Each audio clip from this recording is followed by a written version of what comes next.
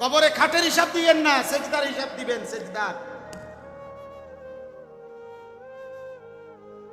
স্ত্রী সন্তানের ইবাদতের হিসাব দেন, স্ত্রী সন্তানের আমলের হিসাব দেন, স্ত্রী সন্তানের বন্দিগির হিসাব দিবেন। এই হলো দ্বিতীয় দায়িত্ব। তৃতীয় হলো আমি পুরুষ, আমি একজন উপার্জনকারী, আমি একজন কি রোজগার করি। পুরুষ মাত্রই কি করে?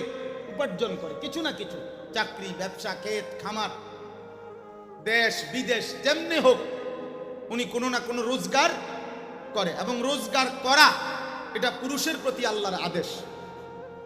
পুরুষের প্রতি উপার্জন করার আদেশ কে করেছেন? আর নারীর প্রতি উপার্জন করার আদেশ করছে ইউরোপ।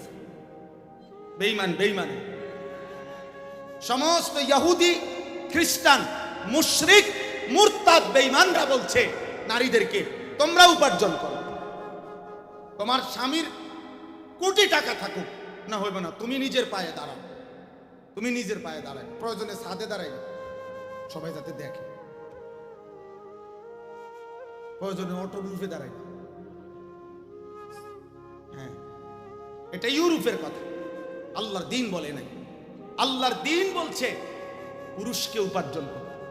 কাকে? ফান্তাশিরু ফিল আরদ ওয়াবতাগু মিন ফাদলিল্লাহ। আল্লাহ বলছে জমিনে ছড়িয়ে পড়ো পুরুষ, আল্লাহর দেওয়া রিজিক তালাশ করো। আর নারীকে বলছে ওয়াকারনা ফি বুয়ুতিকুন্না, তুমি ঘরে অবস্থান করো, তুমি ঘর সামলাও, পুরুষ বাহির সামলাবে, মিলেমিশে সংসারটা সুন্দর চলবে, সংসারটা সুন্দর চলবে। যাই হোক, এটা ভিন্ন বিষয়। তাইলে আমি একজন উপার্জনকারী, অতএব এবার আমার দায়িত্ব এটা, আমি পুরুষ উপার্জনকারী হিসাবে আমার দায়িত্ব দুইটা জিনিস খেয়াল রাখা। এক, কাসবে হালাল, দুই, আকলে হালাল। অর্থাৎ আমাকে খেয়াল রাখতে হবে আমার উপার্জনটা যেন হালাল হয়, দুই, আমাকে খেয়াল রাখতে হবে খাবারটা যেন হালাল হয়। কাসবে হালাল, আকলে হালাল, এটা হলো উপার্জনটা যেন কি হয়? হালাল হয়। দুই নাম্বার, খাবারটাও যেন কি হয়? শতভাগ হালাল হারাম মেনে আমাকে চলতে হবে, উপার্জন করতে হবে।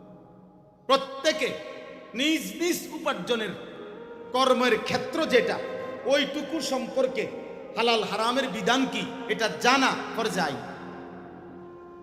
ফরজে আইন। আপনি আপনার ব্যবসা সম্পর্কিত হালাল হারাম জেনে নেবেন, আপনার উপরে ফরজে আইন। আমরা এটা ধার ধারি না, আমরা এটা ধার ধারি না।